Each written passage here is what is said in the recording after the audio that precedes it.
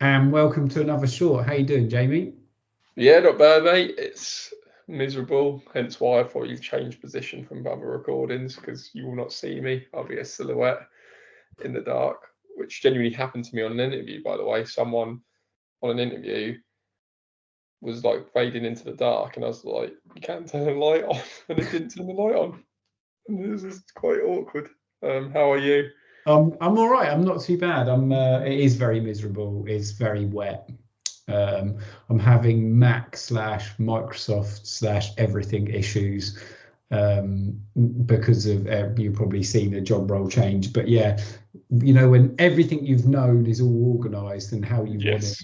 and now suddenly it's not, and I feel a little bit like I need everything back to at least my stupid things like my desktop sorted and everything like that. So yeah, but now I've got Teams installed and everything's coming together. So yeah, I feel a bit more organised, not that much more organised. So yeah.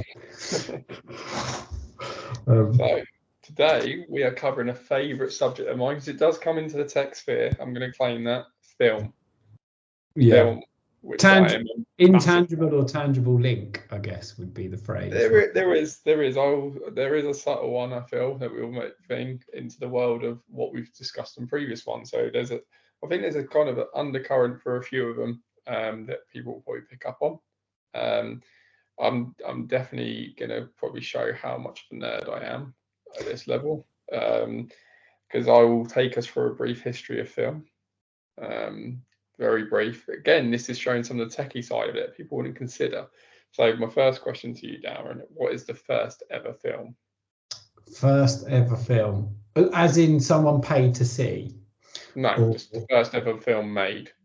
And film has a sort of loose meaning in what you class as a film. Well, I was going to say, and this is the thing. Also, can I say, I am not a film buff like you, and have never studied it. So this is going to be the fun. This is the fun of it. Fairly one-sided, Because there's one question that I can't wait to see what you come out with. Actually, is related to Paw Patrol. Paw Patrol. Well, I did do a film degree, is what I should say as well. So when I say about film as a loose meaning, basically we had to watch series of whether or not something is classed as a documentary, and they'd show like things, and they go, "Is that a documentary?" And one of them was just a cow eating grass, and we're like, "No." And he goes, "Well, does it document something happening? Yeah. Is it filmed? Yeah. It's a documentary film." Then it was a tap dripping, someone turning the tap and then dripping, and then one was, I'm not joking, someone in a room beginning to pleasure themselves.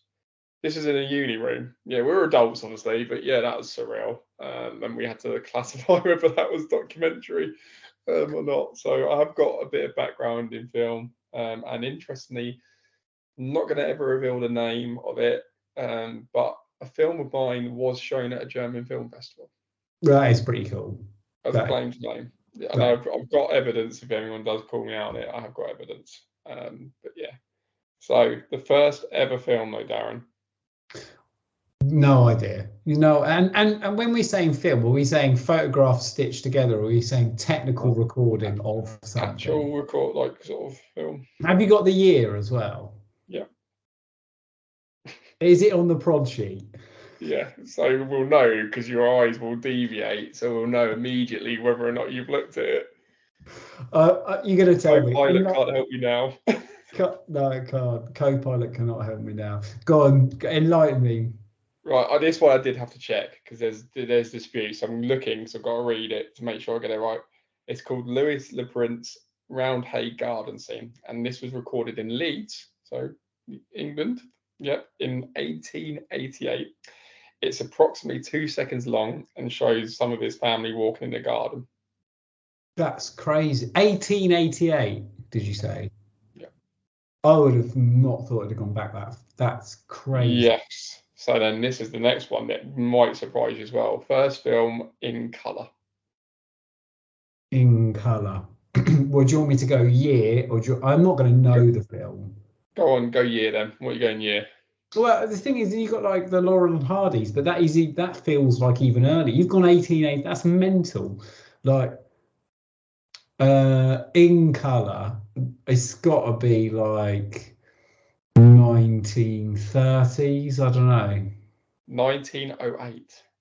That's what in Yep. colour. Yep.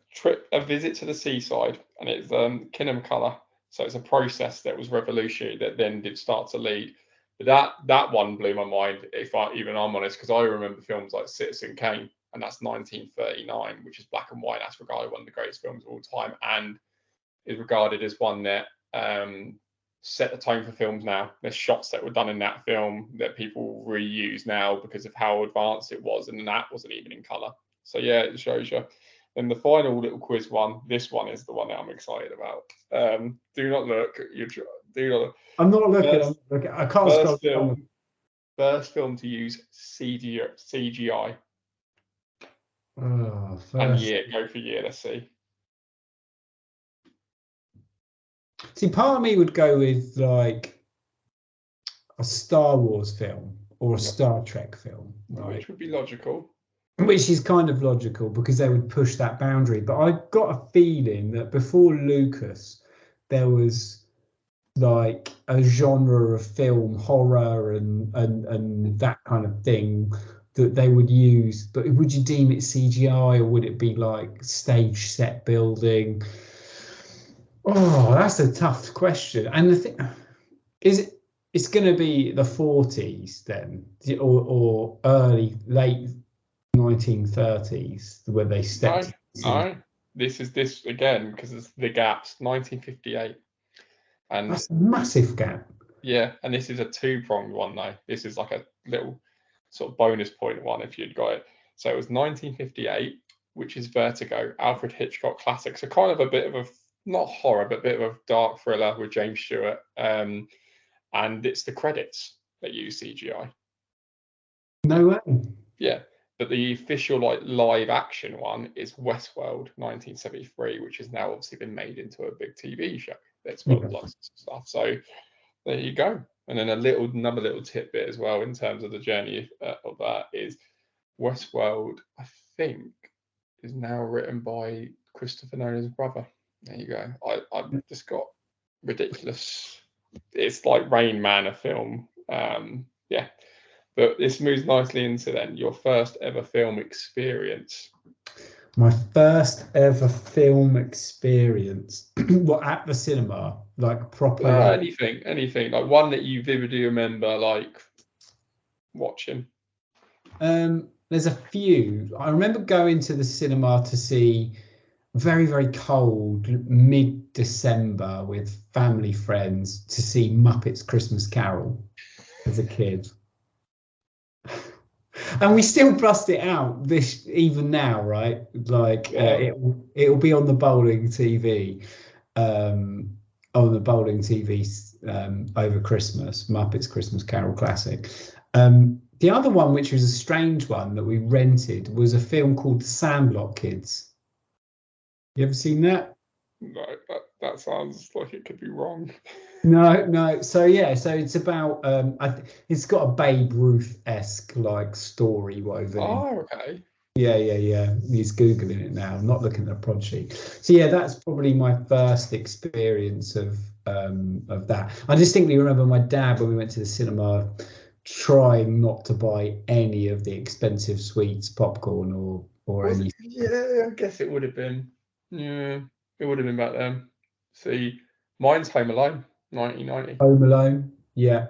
Christmas, like around Christmas, I'm a Christmas baby. Like so, like my birthday trip out, the old ABC cinema before Cineworld. That's right, and you had to queue up. So we're referencing Luton now. You couldn't queue up inside because the building was so old. There was no barely a foyer to actually be able to stand in. So you had to stand outside the cinema and queue up all the way around up a hill. Yeah, exactly that. And it's bang opposite McDonald's. That's right. Like you then you get some sweets, and Home Alone 2, Wayne's World, and Jurassic Park are kind of my main cinema. Jurassic Park. I'd say first film though, I do remember it. There's two: Teenage Mutant Hero Ninja Turtles live action, and I remember watching that on VHS. There you go. And proper classic, E.T. E.T. Now, I'm going to name someone, not name, and this is probably not fair, but they'll know when they listen to this. They'll probably message me and I'll know if they've heard it. There's a friend of mine, you know him as well. This is mental for listeners. Has not seen E.T., The Goonies, Jaws, any of the Indiana Jones films, no Star Wars or Rocky. I asked him, did he have a childhood? Did he have a childhood? I mean, you talk about films. That is fundamentally my childhood. That's like the 80s there. There's literally everything. And he's older than me, so it's not like you'd be like, oh, he might have missed. He's older. Yeah, that blew my head. Right, and then the next one. This is like it's a journey. Worst film you've ever seen? Oh, worst film I've ever seen. I've seen some terrible rom-coms in my dating days.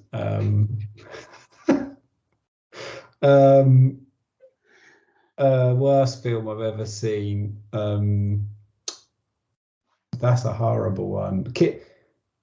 I would probably go something like The Breakup or something terrible like that. What, Jennifer Aniston and Vince Vaughn? I Yeah, thought it was right. Wow, you're a harsh critic. Yeah, I am. But there's some good films with tech associated with them that always make me laugh. That aren't fantastic, but always. Have you seen Kidulthood? Is it Kidulthood? And they go away, and one of the teenagers comes and says, "Dad, what's behind the TV?" And he's like, "The rest of the TV," because it's a CRT. You know, it's not a flat screen. Stuff like that just gets me. Do you know what I mean? Yeah. Okay. See, the worst one I've ever seen. There's one,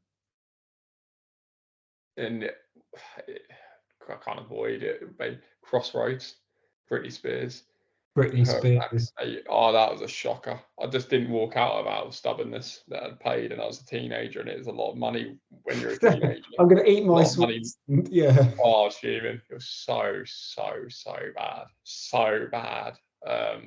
Honestly, it's awful. And then there's one, I can't remember the name, and I did walk out. I did actually walk out. It was like about 10 years ago, and we'd gone to the cinema to watch something. And I don't know, we'd got our times wrong, and we've got a Cineworld card. So we're like, oh, we've come down here, we've had a Nando's, because like that. And then we're like, we just went and saw one, and like after 15 minutes when I'm walking out, I just got up, just left, literally just left. I can't even remember the name. I know it was a Nickelodeon film, but it was like an older one. It weren't like a kids one. It's like basically about teenagers who like are meant to have a party. So I thought it'd just be a silly It was just so bad. I was like, I'm walking out. I could name an actress in it, but that's about it. Right, now this is where we go into the tech area. So this is the sort of things I wanted to talk about today that sort of goes for it, because there was a film in 2018 called Unsane, and I referenced this to you yesterday. So this is Steven Soderbergh, who directed Traffic, so won an Oscar. It's got Claire Foy, who's in The Crown for people who watch Netflix. There you go. And it was filmed entirely on an iPhone 7 Plus. Whole film, which is insane. I've seen it. It's not a bad film, actually. Not a bad film. It's crazy. And do you know what, with all these films, the animation films that's driven that, like I think back to Toy Story, the quality of those, if you look at like the Toy Story 4 that my youngest adores, and the first Toy Story when it landed was revolutionary, right? Oh, it blew people's minds. Monsters Inc. did, because they had like made it look like real hair and stuff. There's all that journey and that, and that's the sort of thing. Like, are we gonna get to the point where literally people are just recording stuff on like it's more ad hoc? Do you know what I mean? Like, is it like, because you reference saying like you're gonna get AI to write a script? Do you just pick up a tablet and film and just go with it, and then will AI get to the stage of being able to do CGI? You get a scenario. That was what's scary with the Avatar films, right? They waited so long for that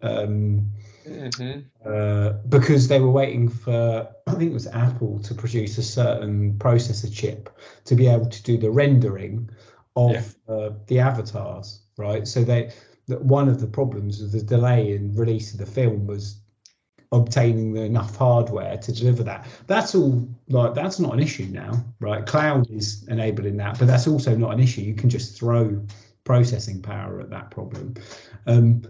The other thing that got me with that is the ease and speed. You can edit and cut and do all of those things. Like I think back to when you probably did your degree, and even earlier than that, you probably had to pitch to obtain funding to do those things. I mean, we use free editing software, right? Yes, but we do. We do. The licensing fee for some seriously decent software isn't expensive either. You're talking like a couple of your Starbucks coffees a month's worth, and you've got a decent editing suite. Yeah. Right? Yeah. That's what I mean. I think where it can go is frightening, and then that leads us into what all the strikes have been about, obviously, because actors, actresses, screenwriters, and all that have taken to strike in America. I think it's been resolved now around AI likenesses, people using people's imagery. And again, will you get to the point where you get studios going, oh, I don't want to deal with an actor demand, I'll just create an AI. And then if we're in a world where people start to lose, because you lose touch of who celebrities are, like I don't know some of them now because I just go with more established conventions. Will you go down the route of some producer going, don't want to pay DiCaprio 50 million and have potential issues on set? I'm just going to create an AI person, not directly like him, but looks like him, and then you're not going into imagery infringement and just prompt how they need to act, and that's it. And there has been films made. I think there's a film made by AI. Have you got a question on that or not? No, there you go. This is where we go. But you are right. It's opening a pan, and they were talking about imagery rights. I think it was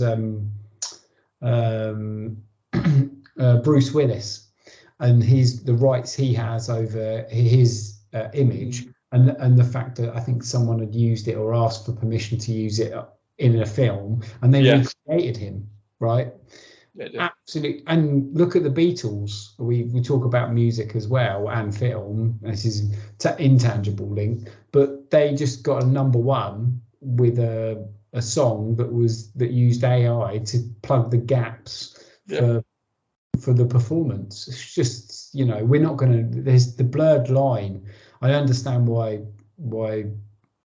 the actors, actresses, and screenwriters and etc. are concerned, or because the production houses can just go elsewhere, right?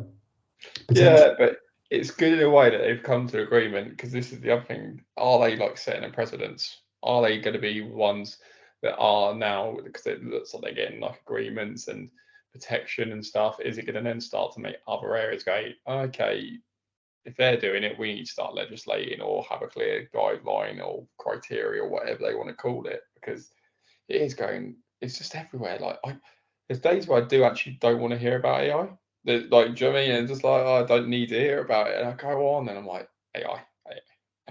It's just there. And yeah, it's a bit mental. I wonder what is going to happen, because you touched upon it before with the Apple Vision Pro. See, there's always a little seamless link, but I said one of the things that is nice about films and cinema is a way of like bringing a family together, and it feels like a mini event sometimes. If you haven't seen each other for a while, you whack at the film, and it's just a Saturday night, and you all sit and watch it. It's like a little thing, and you can chat about it, or if it's a comedy, you're all laughing, and that.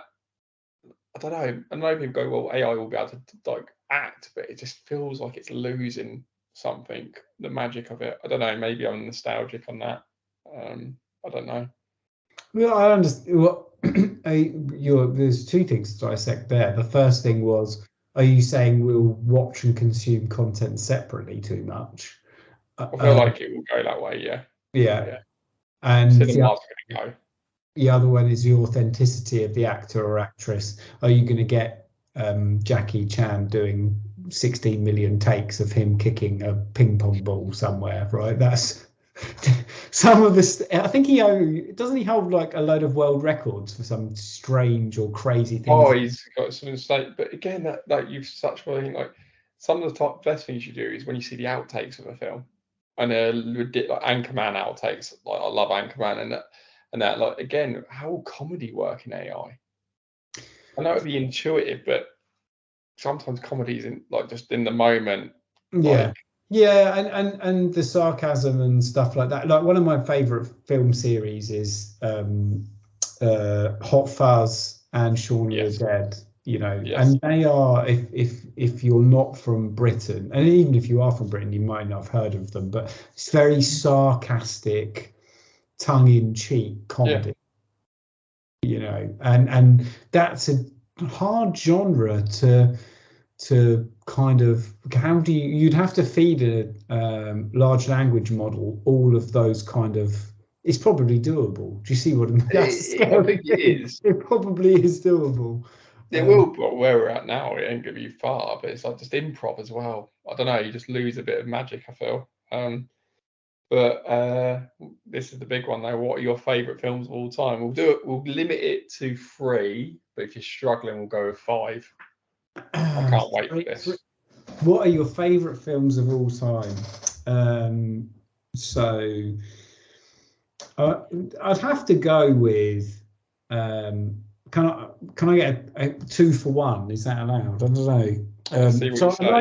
I'm going to have a trilogy. Is that allowed? I'll have a trilogy. I'll pick a trilogy and then I'll cover 2 others. So I like the Godfather trilogies. Okay, that surprised me. That did surprise me. Yeah, growing up, they were quite impactful. The other 2, I don't know if you'd call it a trilogy, but Guy Ritchie's Lock, Stock and Two Smoking Barrels and Snatch. But I also like The Gentleman, if you've seen that. I think that's really well written. Oh, Matthew McConaughey. Yeah. That's good. That's good. It's got some good actors in it. There's a good film in there, and you've got, you know, some comedic moments in there. And it's actually one my wife really enjoys as well, for probably other reasons other than the actual film. But I really like that. And then I would probably go down the route of, for comedy, it would be Hot Fuzz. I've had some, you know, stressful days and stuff, and I'll put it on the train home. It's always in my downloads on my phone. You know, can always bust that. I can reference it and quote it, which is very sad. So that, and then like horror wise, I like a bit of Stephen King, like covering everything here. Yeah, so there you go. Okay.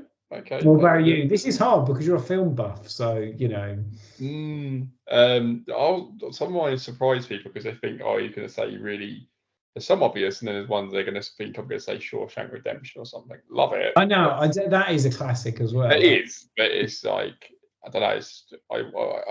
I could watch it, but mine's The Dark Knight, one of them.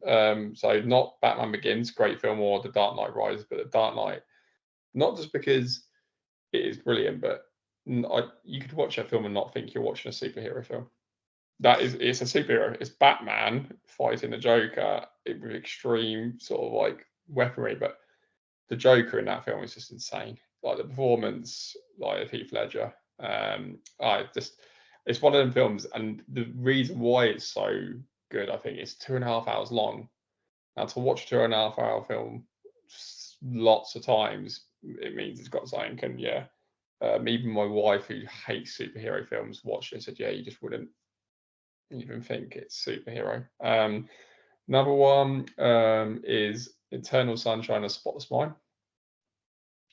Jim Carrey and Kate Winslet, where the premise is so clever. Just basically, he has a bad breakup and he wants to forget her, but then starts to realise that actually forgetting someone that you did love is that a good thing. It's like just really good. And Jim Carrey, who has done some serious films, but he's obviously known for comedic roles.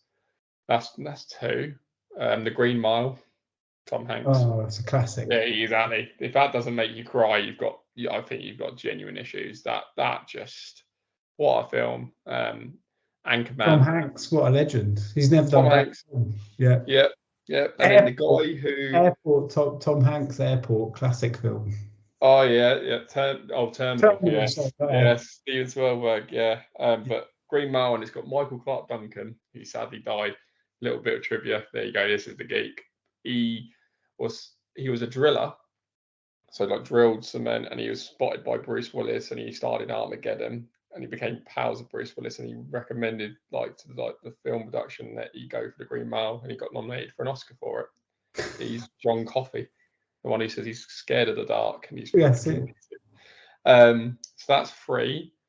Anchorman, it's a comedy, but it's ridiculous. It's absolutely ridiculous. Anchorman. You said about quoting Hot Fires. Oh my god, I went through a period where I'd actually really annoyed people with my use of Anchorman quotes. And then the fifth one is Stranger Than Fiction. And not many people have heard of this. It's Will Ferrell, and he's playing a more serious role. It's got Dustin Hoffman in it. It's got Queen Latifah. It's got Maggie Gyllenhaal, Emma Thompson. So a really eclectic cast. And it's about an insurance man. He plays an IRS agent, and he starts hearing a narration of his life like it's a voice in his head, but it's narrating it as it's happening. But it turns out that Emma Thompson is actually a novelist who writes stories, and she doesn't realise what she's writing is actually happening to someone in the world. And it's just, it's absolutely brilliant film. And I'm not ashamed, it made me cry. Brilliant film. There you go. There you go. There's my top 5. I think this is our last Geek Cut for this sort of, it's not series, bonus material is what we'll call it. Bonus material. Fancy. And then we're gearing up to start recording this week for series 2. We are. It's manic. Yeah, it is. Yeah, and then we'll drop in the new year. So there'll be a little bit of a gap, but hopefully that gives people a bit of respite from us. That's how I look at it. But yeah. So got a draw against Liverpool. Did we cover that? I can't remember. No, Luton. This is Luton. We always go to what we didn't on the gaming episode because we just got caught up in gaming. I think we got too excitable. Yeah. But yeah, so Luton, amazing draw against Liverpool, which is insane. Still feel like it was a loss in a way because they were so close to getting a huge win.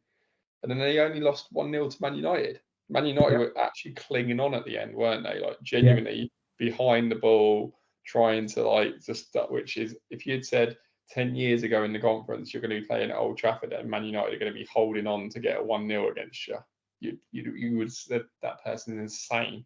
Yes. Yeah, 100%. It's a ridiculous fairy tale. Were you at the Liverpool one? No. Yes, Liverpool, yes. Man United, no. Yeah. Liverpool, the atmosphere was electric. My son couldn't calm down. Bit gutted at the end. Man United, unfortunately, I was a kid's soft play. Well, that was... Yeah, but I love Manchester because I lived there, but it is wet. It is very wet. It's very well. You say that's wet here now as well. Yeah, true. Trying to think, who have they got this week? No, it's international. It's international break, and then there's Crystal Palace. But I'll be mid-flight. Anyone listening to this, we hope to record a episode while I'm at AWS reInvent. Where is it? It's in Las Vegas. So we could technically say Luton Geeks go Vegas. Yeah, Luton Geeks do Vegas. Maybe we'll put an image of the Vegas side in there or something. That roulette wheel. A roulette wheel. I'm sure we can do. We can. That's not a problem. Yeah. Be fun. But yeah, right. Yeah. I'm looking forward to getting some guests on, and we're not us just can't even speak.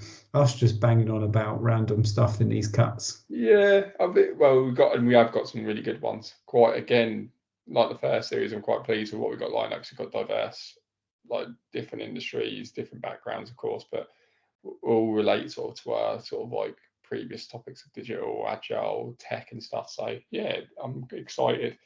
Just got to get it all tied up before Christmas. Yeah, lots to do. Right, but we'll get there. All right, then, mate. We'll take care.